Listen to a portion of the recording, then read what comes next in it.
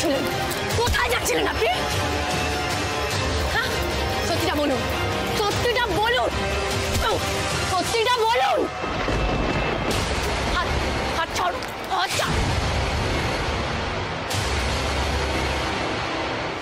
Ronin বাবু,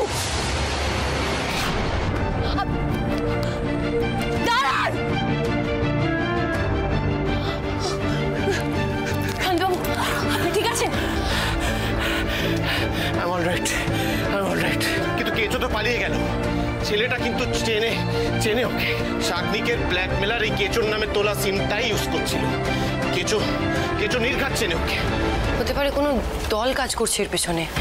আমাদের না police station যেতে হবে, পুলিশের হেল্প নিতে হবে। তার আগে আমার তোমাকে কিছু বলার আছে দিশা। আমি তোমার কাছে হাত জোর করে ক্ষমা চাইছি। I am really sorry. কিন্তু কেন, কিসের জন্য? কারণ এতদিন আমি তোমাকে ভুল বুঝে এসেছি, তোমাকে একজন অপরাধী ভেবেছি। আমি জানি আপনার জায়গায় আমি থাকলে আমি হয়তো এটাই করতাম। আমি জানি আপনি শাগনিক বাবুকে কতটা ভালোবাসেন। কিন্তু এবার তো সত্যিটা আমাদের চোখের সামনে আস্তে আস্তে প্রকাশ পাচ্ছে দিশা। আমি আজই সৌমকে সবটা জানাবো। ওকে বলবো যে তুমি ওকে। না রনিত বাবু, এখন আমাদের কাছে যথেষ্ট প্রমাণ নেই। আর আমি এটাও জানি যে সৌমবাবু প্রমাণ ছাড়া আমার কথা বিশ্বাস করবেন না। তাই সবার আগে আমাদের প্রমাণ জোগাড় করতে হবে, আর তার জন্য আমাদের একজনের হেল্প চাই। কার হেল্প? আমি সব পরে বলছি, আগে আমাদের থানায় যেতে হবে এখন।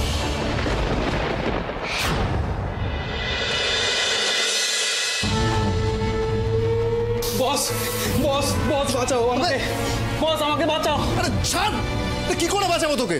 নিজের জীবনেরই 12টা বাজে 5 হয়ে রয়েছে। তুই কি জানিস জাজেস প্যানেলে আমি কত বড় কেস খেয়েছি? অ্যাসিস্ট্যান্ট জাজের পদ থেকে আমাকে সরিয়ে দেওয়া হয়েছে। শয়তান বুড়ো সব জেনে বুঝে মুখে কুলু পেটে বসেছিল।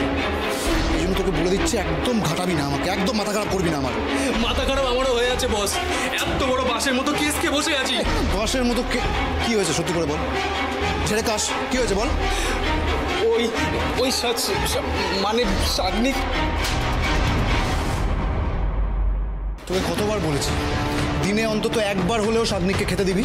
আরে মালটা যদি মরে যায় তাহলে আমার সব প্ল্যান জলে চলে যাবে। কি করেছিস তুই? খেতে দিস নি? সত্যি করে বল। বস খাওয়া দাওয়া ছাড়ো, কিছু একটা ব্যবস্থা করো তুমি আগে। ওকে আমার বাড়িতে আর রাখা যাবে না। বস্তিতে লোক খোঁজ নিতে এসেছিল ওর। মানে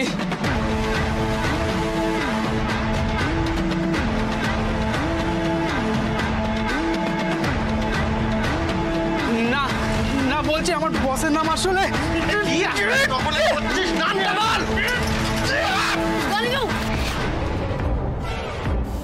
কি বলছিস তুই? দিশা আর রনিত কি করে জানলো তোর কথা? জানি না বস, কিন্তু আমি এটা জানি, যদি আমি ধরা পড়ি আমার ঘানিটা না কেউ আটকাতে পারবে না, কেউ না। তানিষ্কার সাথে আমার বিয়েটা জাস্ট একটা কন্ট্রাক্ট। দিন দিন ওর অশান্তি, ওর ঔদ্ধত্য তিল তিল করে আমাকে শেষ করে দিচ্ছে। আমি আর সহ্য করতে পারছি না। আমি তো জানতাম তুই তানিষ্কার সাথে খুব খুশি আছিস, সুখে আছিস। তুই যে এত কষ্ট বুকে চেপে রেখে চলে গেলি, একবারও তোর দাদাকে জানতে দিলি না। আজ জানতে পেরেছি দিশা তিথির ছোট বোন। তাহলে দিশা নিশ্চয়ই জানবে আমার আর তিথির সন্তান এবং তিথি কোথায় আছে। কালই আমি ওকে জিজ্ঞেস করব।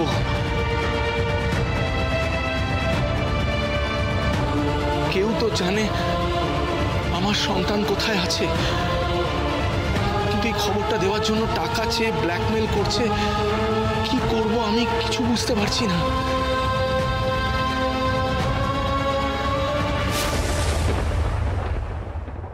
কিছু যদি ধরা পড়ে যায় তাহলে আমার কপালে দুঃখ আছে। তাই কোনোভাবেই দিশাদেরকে শাগনিকের ব্যাপারে কিচ্ছু জানতে দেওয়া যাবে না।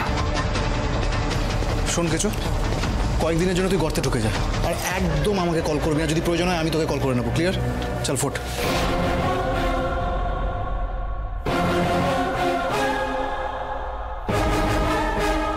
বস আবার কি? দিশা ম্যাডামের বালাটা। আমি চললাম।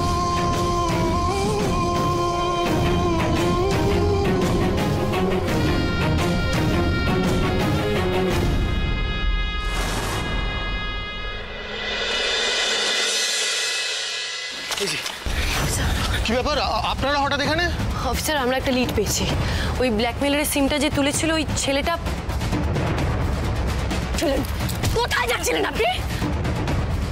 হ্যাঁ, সত্যিটা বলুন, সত্যিটা বলুন। আপনারা নিজেরাই সব করতে গেলেন কেন? আমাকে জানানোর একবার প্রয়োজন মনে করলেন না? মানছি সেটা আমাদের ভুল হয়েছে অফিসার, তাই তো আমরা এখানে ছুটে এসেছি। শাগনিককে কে ব্ল্যাকমেল করছিল সেটা ওই কেচো জানে। আমি শিওর যে কেচোর থেকেই আসল অপরাধীর খোঁজ পাওয়া যাবে।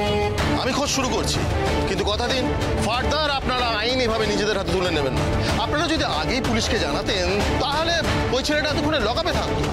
সরি অফিসার, আসলে আমরা না কিছু ইনফরমেশন জোগাড় করার চেষ্টা করছিলাম, আর সেটা করতে পেরেছি বলেই আপনার কাছে এসেছি। এবার বাকিটা আপনার হাতে।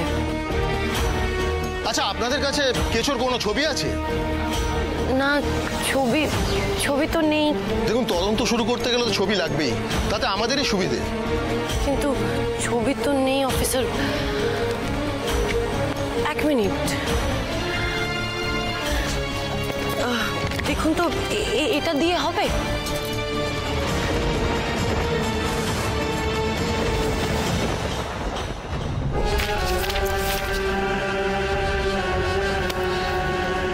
এই তো দিশা, ওর দিদি, গুবলাই, এই ব্ল্যাকমেল, এই সমস্ত কিছুর ব্যাপারেই এই ডায়েরিতে লিখে গেছে।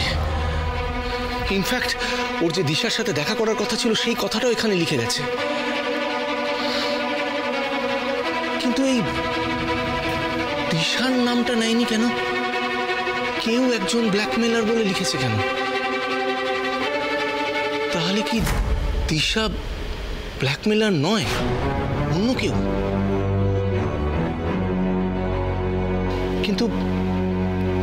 কিন্তু এই যে 10 কোটি টাকার ইন্স্যুরেন্স পলিসিটা আছে, সেটা শানুর অবর্তমানে তো ওর গার্জিয়ান হিসাবে, মানে গুবলাইয়ের গার্জিয়ান হিসাবে তো দিশা পাবে।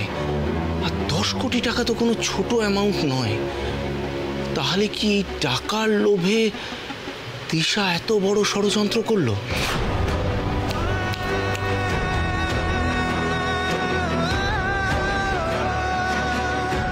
তাহলে কি ওর সততা, ওর আত্মমর্যাদাবোধ, এই সব কিছু লোক দেখানো, নাটক?